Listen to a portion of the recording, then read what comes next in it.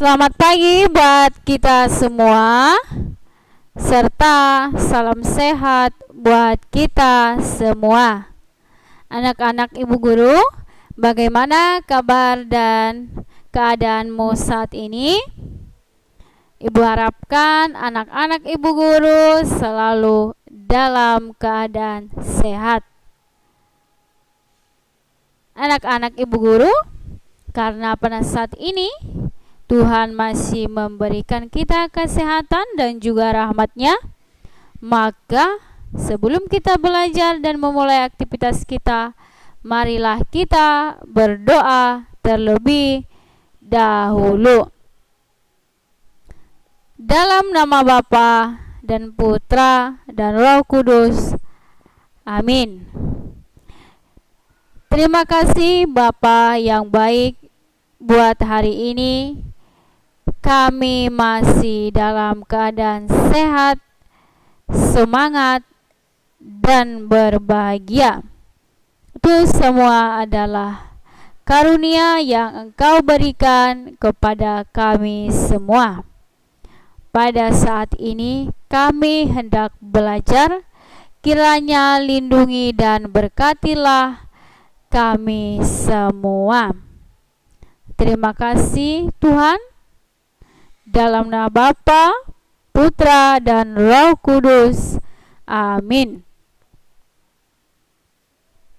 Nah, anak-anak, adapun pembelajaran kita, yaitu kita akan belajar sumbernya dari buku penilaian Bu Pena 3B. Ya. Dan adapun tema kita adalah tema 3, benda di sekitarku. Subtema 1, aneka benda di sekitarku. Nah, anak-anak Ibu Guru, anak-anak sudah mengetahui benda-benda apa saja yang ada di sekitarmu. Maka pembelajaran kita pada hari ini adalah alat musik ritmis dan juga pengertian musyawarah. Nah, anak-anak, kamu pasti sudah mengetahui beberapa alat musik, ya. Contohnya tamborin. Ya, kamu pasti sudah mengenal tamborin. Tamborin juga termasuk benda yang ada di sekitar kita yang berguna untuk menghasilkan bunyi, ya. Di sini ada alat musik ritmis. Alat musik ritmis adalah alat musik yang tidak memiliki nada. Nah, anak-anak tahu apa itu nada kan? Nada adalah tinggi rendah suatu bunyi, ya. Do, re, mi, fa, sol, la, si, do. Ya, itu adalah contoh-contoh nada dalam tangga nada. Ya, mulai dari terendah sampai paling tinggi, dan mulai paling tinggi sampai paling rendah. Alat musik ritmis digunakan sebagai pengiring tambahan pada lagu dan mengatur irama pada musik.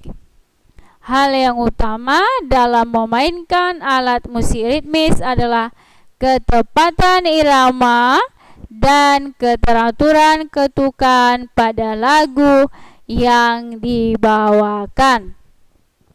Nah, anak-anak pasti ya pernah melihat dalam suatu acara digunakannya contohnya drum, digunakan lagi tamborin untuk mengiringi sebuah lagu, ya. Pasti harus disesuaikan antara ketukan-ketukan agar dapat terdengar indah. Bukan asal dimainkan, ya, tapi harus disesuaikan, ya. Berbagai macam cara memainkan alat musik ritmis. Ada yang dimainkan dengan cara dipukul, atau digoyang. Alat musik ritmis juga dibedakan menjadi dua, yaitu alat musik ritmis tradisional dan alat musik ritmis modern. Yang pertama, alat musik ritmis tradisional. Contohnya adalah gendang, ya. Kamu dapat lihat gambarnya.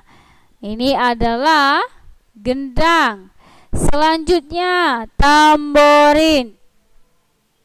Dan yang selanjutnya adalah tifa. Ini adalah contoh alat musik ritmis tradisional. Nah, anak-anak, yang selanjutnya adalah alat musik ritmis modern. Namanya modern. Berarti seiring berjalannya zaman akan ada alat musik yang lebih modern. Contohnya adalah triangle, ada drum, dan ada simbal. Ternyata semakin hari ya, semakin banyak jenis-jenis alat musik. Kalau contohnya kemarin itu hanya ada beberapa, maka sekarang sudah ada drum, ya, dan simbal dan lain-lainnya. Nah, anak-anak, selanjutnya adalah pengertian musyawarah. Pernahkah anak-anak ibu melakukan musyawarah? Pasti anak-anak ibu ada yang menjawab tidak, ada juga yang menjawab pernah.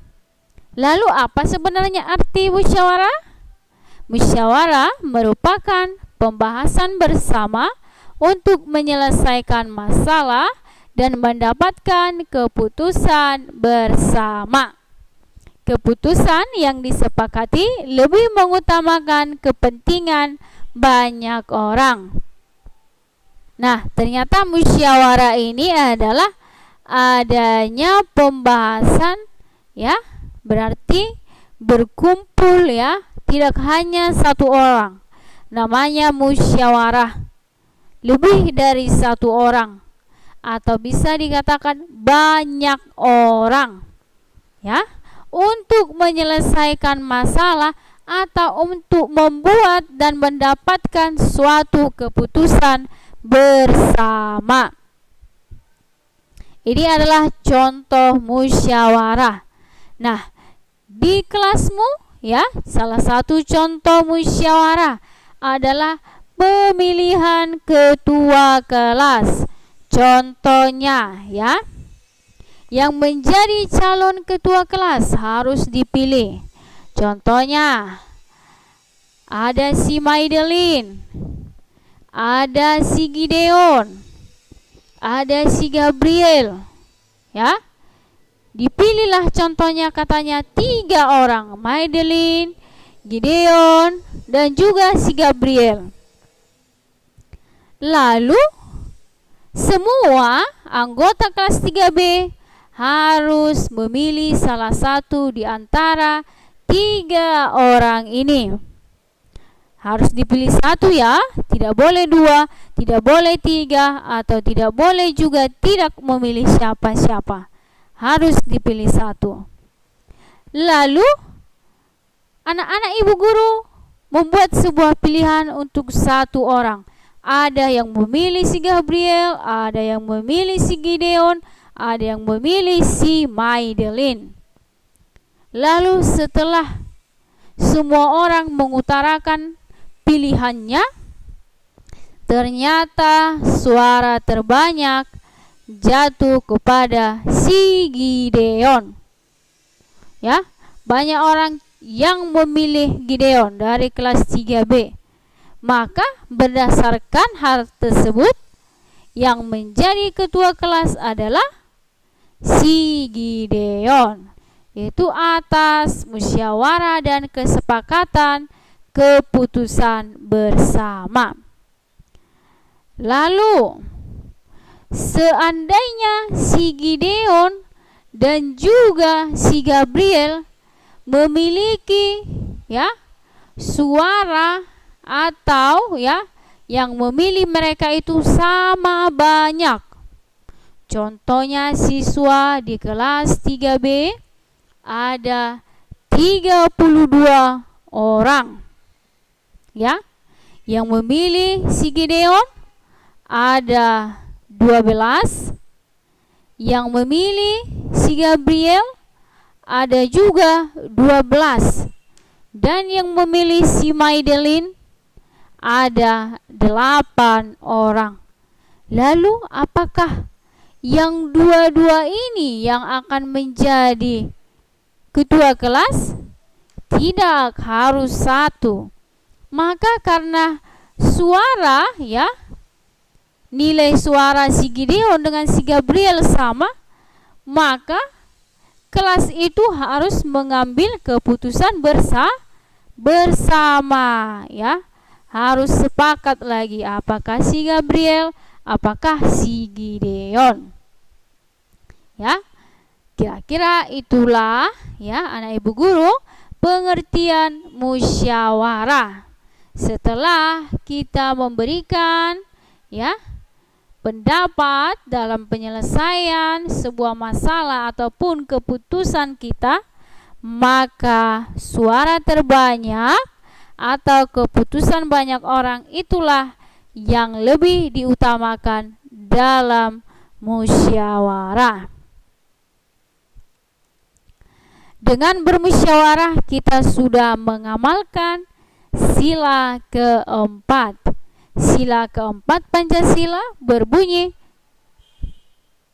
kerakyatan yang dipimpin oleh hikmat, kebijaksanaan dalam permusyawaratan perwakilan, dengan lambang kepala banteng.